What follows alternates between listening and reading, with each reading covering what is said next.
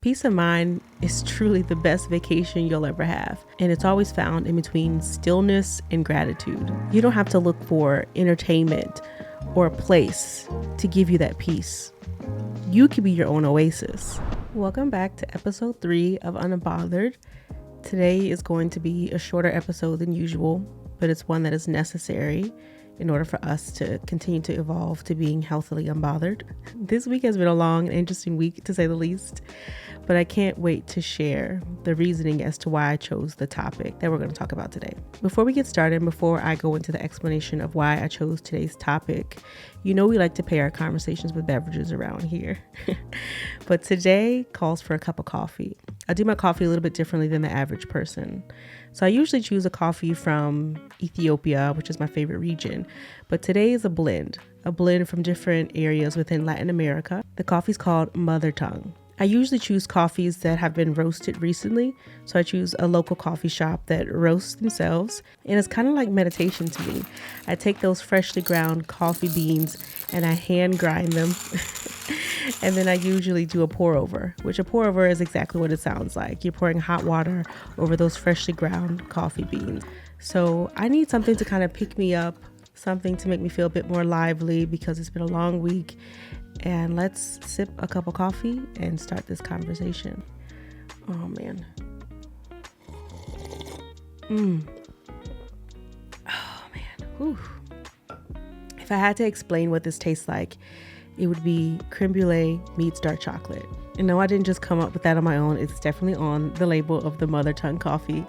But however, if you have not made your own cup of coffee through grinding up your own coffee beans and then doing a pour over, I suggest you do it. For some reason, it takes out all of like those icky, dark flavors that you don't really want. And then you get to taste the fruity, vibrant, lovely caramel flavors that are usually kind of muted. So now that we got our coffee, let's start this conversation. I've been writing a lot this week. I was in a cabin for a couple of days. And when I was in that cabin, it reminded me of a time in my life where I just kept having things happening to me that were out of my control. And I wrote a poem a couple of years ago in this journal that I was looking at when I was at the cabin. So I want to start off this podcast by reading a little bit of that poem. When I wrote this poem, I was having a week that I'll never forget. One that involved me kind of having a chaotic mindset, but remembering to be still. And I ran away to a cabin for a couple of days where I did absolutely nothing but embrace stillness. So this is a poem that I wrote when I was at the cabin. Stop right now, wherever you are, be present. For you represent the world. Do you feel at peace? Are you compassionate? Peace and love will not blanket this earth until it oozes out of you. You are the epicenter of this planet. What you do for yourself, you are doing for the world. Your inner being is a universe in itself. Take time to realize that greatness, God, and power are not in the cosmos, but within you. Stop. Heal yourself and you'll heal the world. It's funny because last week we were talking about emotions, and I even used the quote, your emotions will not last as long as your choices. And so right after I published that podcast, I was driving, my windshield broke through a random rock. And then I booked a cabin to go away to film a couple of things, and my film equipment wasn't working out, my audio, my lighting.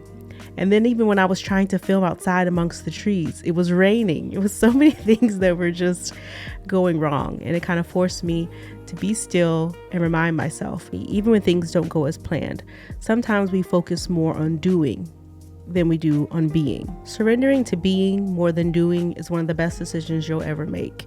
We oftentimes like to remain busy, but busyness is distraction and stillness is connection. So I was in this cabin ready to film beautiful cinematic podcasts for you all amongst the forest in the Shenandoah Mountains and in this beautiful A-frame cabin, and it did not work out for me. However, I reminded myself that I must be still, and maybe this is a reminder that I need to connect to self instead of trying to connect to everything and everyone else around me. So that inspired me to choose the theme for today's podcast, which is, are you living or just alive? I usually ask you all to choose a topic for the podcast and I put a poll on Instagram, and I kind of still did in a stealth way, but I really wanted to talk about something that I was currently facing.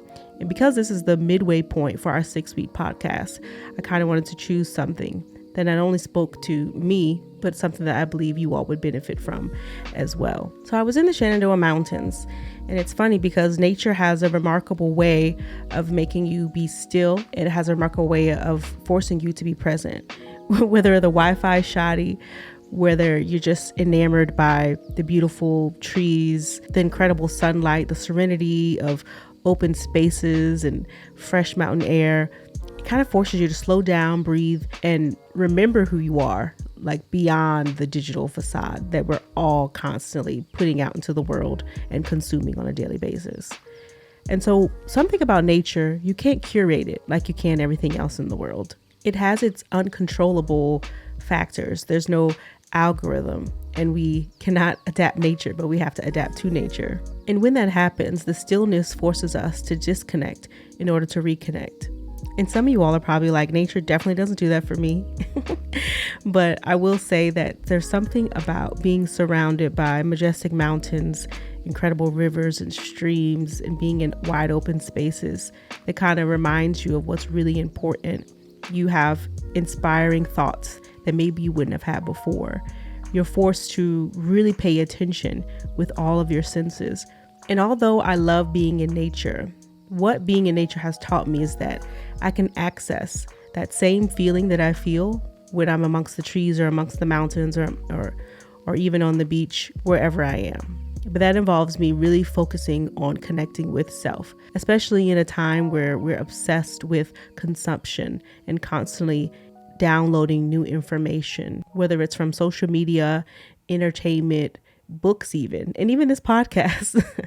We're constantly consuming. But when was the last time we actually sat alone with our own thoughts, feelings, and emotions? Today's society is obsessed with consumption and always downloading information. I mean, let's ask ourselves, is when we're sleeping the only time we're not consuming? Is that the only time we're actually emptying our mind instead of putting more and more information into it? I mean, the perfect example of this is, as soon as you wake up, do you find yourself just grabbing your phone immediately, cutting on your TV, trying to see what happened in the news when you were asleep, trying to see what happened on social media, what your mom's doing, your dad's doing, your friend's doing, your spouse is doing? There's something about this obsession with always wanting to know more, always wanting to be in the know of what's going on because of the fear of missing out. But what about the fear of missing out on what's actually happening within you? So today, I really want to focus on why that is the most important thing you could do on earth: connecting with yourself, reconnecting with yourself again. There's nothing wrong with consumption at all, but have you learned to incorporate unloading into your day-to-day life? Or do you wait until it's too late and you feel like you're about to break? For example, I know I've been on vacation before, and I came back from vacation and I felt exhausted. And one of the reasons I felt exhausted is because even though I was on vacation, I still felt the pressure to know what was still going on in the world, taking the burdens of yesterday and bringing them into today. So some of you all are walking around with 10 years of stress on your back, all because you keep wanting to download it instead of unload it. The truth is, we're more aware of what's happening in the world and around us than we are about what's happening within us. And even though we're more aware than ever, we're also more forgetful than ever. There's an interesting fact about our senses. Even though we take 20,000 photos, I just challenge you, look at your phone right now. How many photos and videos do you have? You may have that many photos, but you may not remember each moment within those photos. And there's a reason as to why that is. We can become so obsessed with documenting moments and seeing things with our eyes that we neglect our other senses. I know I find myself saying, what about the good old days? Man, those good old days when I was younger. The reason that they were so good is because we paid attention when we were younger. We were able to enjoy the meal that was in front of us because we weren't distracted by the Netflix series we were watching while we were eating it. We were able to enjoy the embrace of the loved ones around us because while we were embracing them, we weren't trying to figure out how we could document that moment.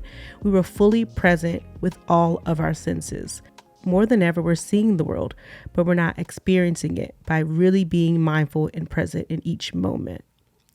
And when you're unable to be mindful and present in moments with people, you become even more distracted with moments within yourself. What we may think is entertaining us can actually be distracting us. Your mind, your body, your spirit, your soul could be trying to communicate to you, but you're unable to know what's going on because you're not listening.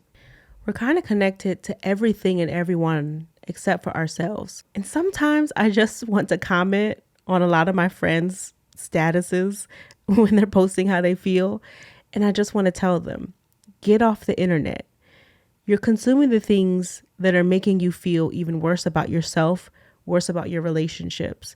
Sometimes if we stop consuming and we unloaded and unlearned some of the things that we've consumed, you just may be able to deeply connect with yourself and the people around you again. So I want to share why it's so crucial to be able to embrace solitude. In order to embrace solitude, you have to do a couple of things first. You have to be alone with yourself and your thoughts. You have to be able to free yourself from distractions. And you also have to be able to listen to what your mind, body, and spirit are telling you. Because if you do that, you'll gain insights about yourself, more self-awareness, and a deeper understanding of even some of your own desires and passions. Some of you all are chasing and looking for what you should love, looking for what you should believe, looking for what you should feel, when you have an innate intuition and voice inside of you that can tell you. And when you feel like that voice is negative, because sometimes it can be, that's when you unload. You unload those fears, those prejudices, those feelings of doubt, those feelings of not being good enough, those feelings of confusion. You unload them. But in order to unload, you have to be still and have solitude, because distractions will keep you from being self-aware. Distractions will keep you from true rest. Distractions will keep you from really loving who you are, not what you consume. Because honestly, some of us are just a big curation of what we consume on the daily. We scroll, and we say, I identify with this. Oh, I agree with this. Oh, I don't like that. Oh, I agree with this. And you're only just looking for what makes you feel good about yourself, and you're denying everything that makes you think about what you could possibly change. Your internal voice is who you are when you are still, and how we present externally is how we want the world to perceive us. One is indoctrination and one is innate, but let's learn to understand the differences. I just wanted to come up here and have a little short podcast with you all in a conversation, because I wanted to remind myself and all of us that peace of mind can truly be a vacation. It's something that you can access wherever you are. But in order to do that, you have to learn to embrace alone time, embrace solitude, and learn how to be present. Not just present with your eyes, but present with all of your senses. Peace of mind is truly the best vacation you'll ever have. And it's always found in between stillness and gratitude. You don't have to look for entertainment or a place to give you that peace. You can be your own oasis. I actually looked up the definition of an oasis. An oasis is a pleasant or peaceful area in the midst of a difficult, troubled, hectic place or situation. What if just being with yourself could be an oasis? Because honestly, that is the only way you'll be able to access peace wherever you are, whoever you're with, and regardless of whatever happens. It's in moments of chaos and just the uncontrollable circumstances happening, like my windshield cracking for honestly the fourth time, truly the fourth time. My camera gear not working when I spent a ton of money on a cabin to film a beautiful podcast for you all. The weather, which is out of my control, turning for the worse, and rain happening, where you can access that peace. But in order to do that, you have to deeply connect with self. I don't think that social media, books, music, or any of it is bad, but it can be a distraction and something that deters you from really deeply connecting with self. So if you find yourself using people or things or entertainment to distract you, it's not necessarily the worst thing you can do, but I just want to help you get to a place where you wouldn't have to run away. You could just run within. So I want to do a little challenge with you all over the next 3 days. For the next 3 days, can you promise yourself that you'll spend 30 minutes to an hour without consuming anything? And when I say consuming, I mean books, I mean music, anything that disrupts you from really being present within yourself. If music helps, then yes, but try to make it music that is instrumental without words. When you're doing this, I want you to take note of what you're feeling in your mind, your body, and your emotions. I know the other day when I did this, I realized that I had a cut on my wrist that I never noticed before. And the only reason I noticed is because I decided to be still and actually examine my body. So just like sometimes how you can examine your body, you need to examine what's happening inside of you, in your mind, your thoughts, your passions, your desires. So do me a favor. I'm going to challenge all of us in our community for the next 3 days. Spend 30 minutes to an hour examining yourself and deeply connecting with self again. It'll help you on your journey of staying unbothered, and it'll also help you gain another superpower. Last week, we talked about grabbing a hold and control of your emotions and how you can steer them in the right direction. And I want us to also be able to find an oasis within ourselves. So regardless of what someone may say or do, or even uncontrollable circumstances like weather or cracked windshield, you'll be able to find that peace within yourself. This takes time, this takes patience, this takes you spending time with just yourself. Because that mind of yours is beautiful, and you can paint the prettiest picture or allow the world to paint it for you.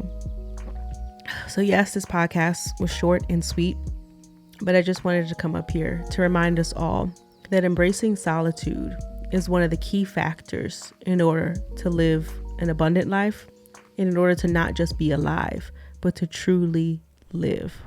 I had plans of making the most beautiful podcast episode you've ever seen, but apparently life wanted me, and my body and emotions wanted me to be still and embrace the moment. So that's what I did, and that's what I want you all to do. I made a little playlist, and I'll add it into the description on both YouTube and in the show notes so that you all can have a little soundtrack that will help you kind of get in that space of serenity and calmness. If you are joining the Solitude Challenge with me, please DM me or comment and let me know.